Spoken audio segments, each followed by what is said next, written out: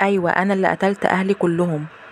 دخلت عليهم وهم نايمين وذبحتهم بالسكينة من غير تردد. كان لازم أعمل كده وأنفذ الحكم اللي اتحكم عليا عشان أعدي المرحلة دي في اللعبة وأروح للمرحلة اللي بعدها وأكسب فلوس. هي دي كانت اعترافات سيف لما اتقبض عليه واتسأل: انت اللي قتلت والدك ووالدتك واخواتك التلاتة؟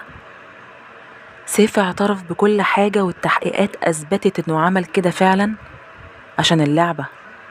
ارتكب جريمة بشعة من غير أي تردد عشان مجرد لعبة سيطرت على مخه، وقدرت تخليه يعمل كده مقابل فلوس كتير هيكسبها.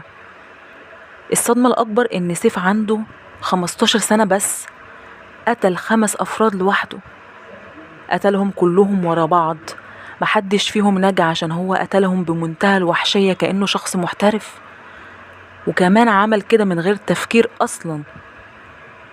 اللي تم اكتشافه بعد كده كمان إن اللعبة نفسها هي اللي قالت له ازاي يقتل أهله، فهمته وشرحت له الطريقة اللي يقتل بيها عشان ما تحصلش أي مشاكل ويضمن فعلا إنهم يموتوا في ساعتها. من ضمن الحاجات الغريبة برضو إن سيف حتى بعد اللي حصل ده كله ما كانش متأثر نهائي، وكأنه ما عملش أي حاجة غلط. ما قالش جملة واحدة تدل على إنه ندمان.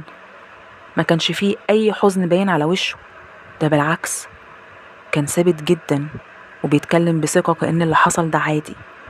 ومش كده وبس، ده كمان قال جملة صادمة وهما بيحققوا معاه.